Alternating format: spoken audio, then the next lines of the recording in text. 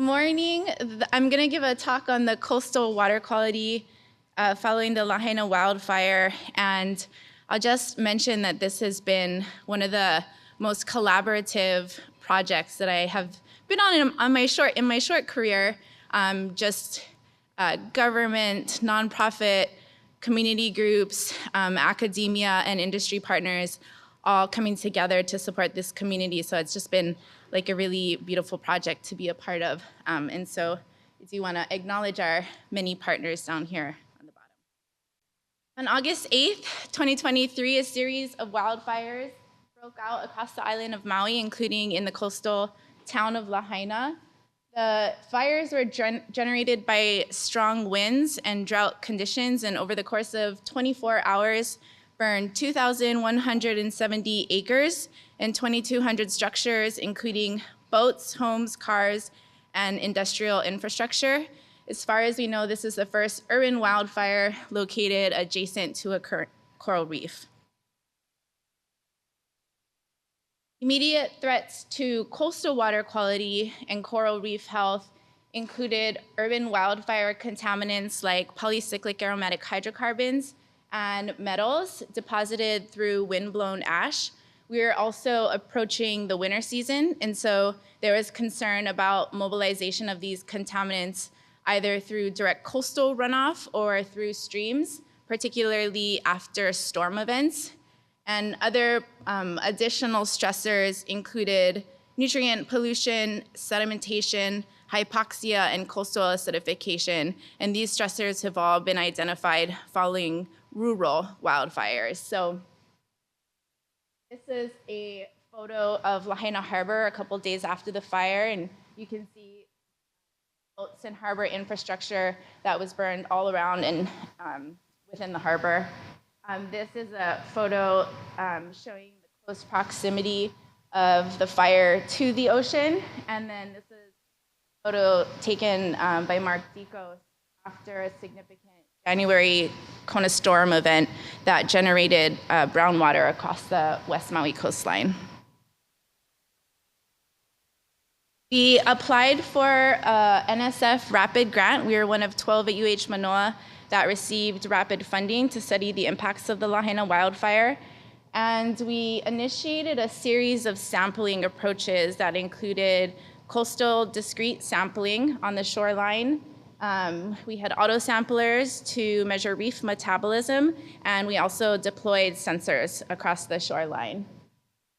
So our first comprehensive discrete sampling event was in early October, and we've been sampling approximately monthly up until July. So I'll be showing kind of preliminary data from this project.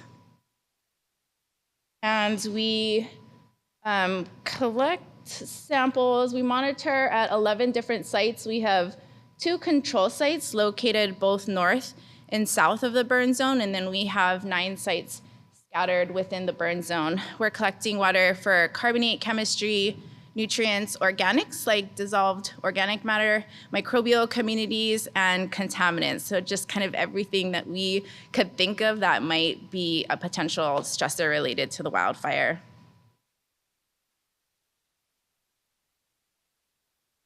Coral reef metabolism is our reef health metric. This includes calcification, dissolution, photosynthesis, and respiration, and its response to the various potential fire stressors. We deploy auto-samplers. So we have 2 auto-samplers that we deploy simultaneously at 2 different sites, a control reef site, and a reef site within the burn zone. The auto-samplers are programmed to collect water every 3 hours for 2 consecutive days, and we've deployed the auto-samplers, water for carbonate chemistry, I should say. We've deployed the auto-samplers 6 times, including before, during, and after runoff events.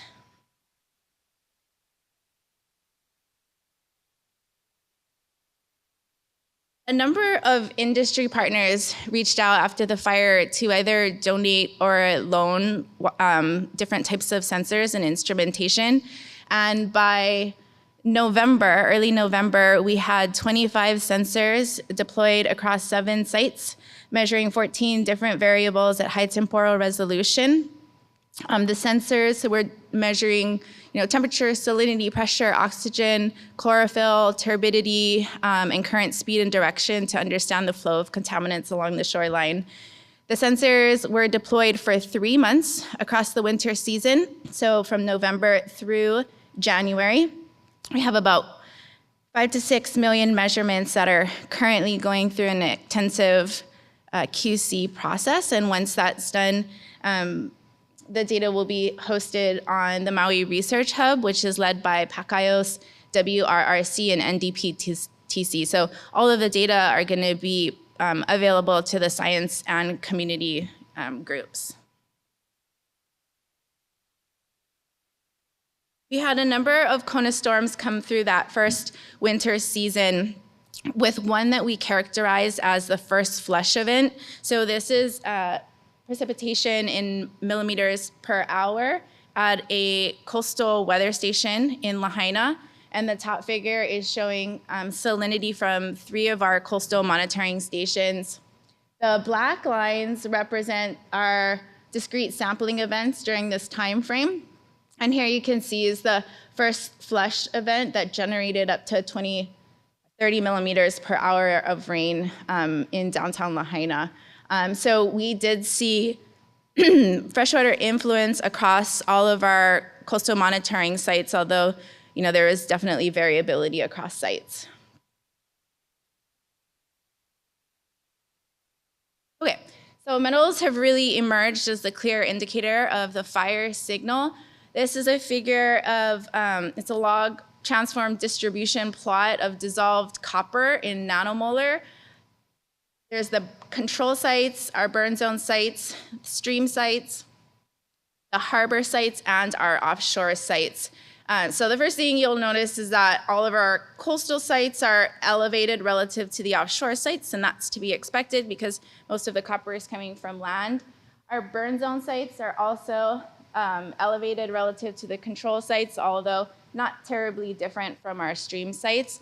But we do see significantly elevated copper at the harbor sites, and we have found that these concentrations have been declining since the fire. So most likely source of copper to the harbor is burned boats and harbor infrastructure.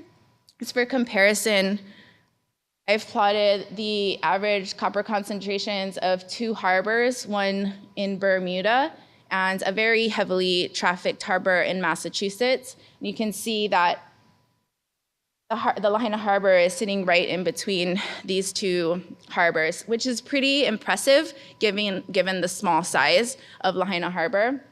And then these red lines are the chronic and acute toxicity levels for aquatic species as determined by the EPA. So Lahaina harbor, we do measure copper concentrations that surpass those values, and that was particularly closer to the fire. We see similar trends in dissolved zinc, lead, and nickel.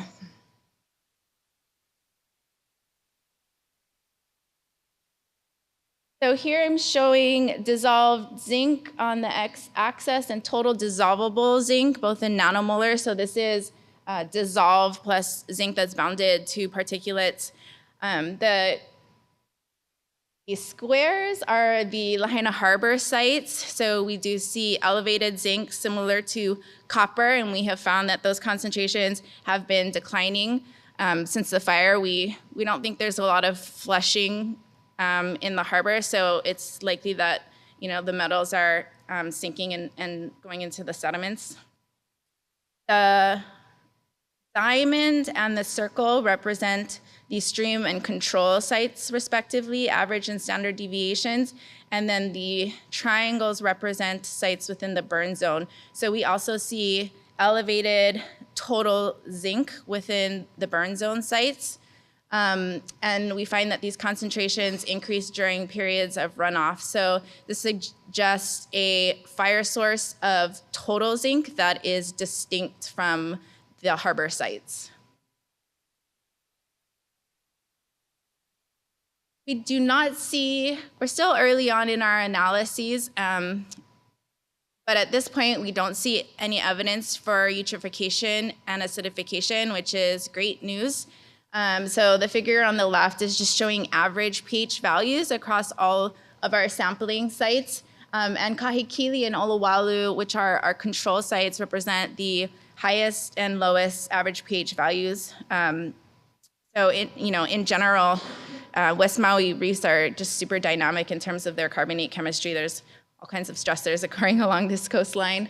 And then the figure on the right is showing nitrate concentrations in micromolar.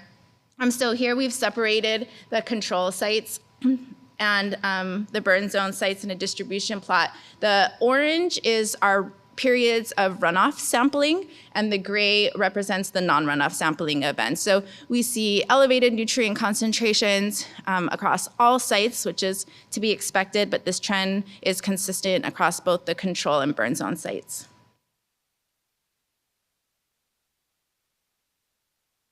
Now, kind of ends on a positive note, maybe a silver lining.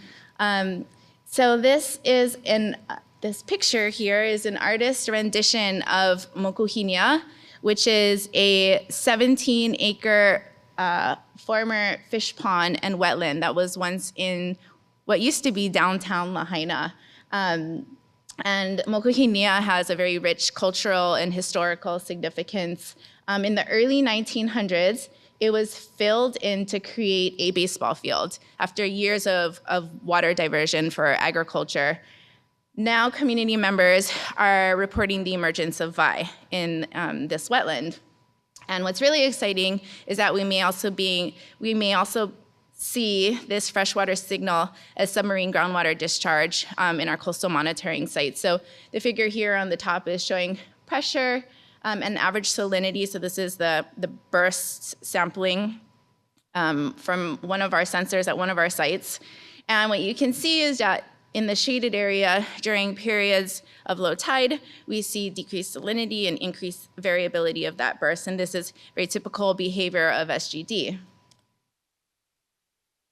The blue symbols are from a sensor located not even a foot away, and now we can see that with each low tide, we're seeing decreased salinity and even more variability in those salinity bursts. So this is telling us a few things. One is that SGD is most likely present and that it's incredibly heterogeneous and ephemeral and likely widespread. We're seeing this trend across many of our sites.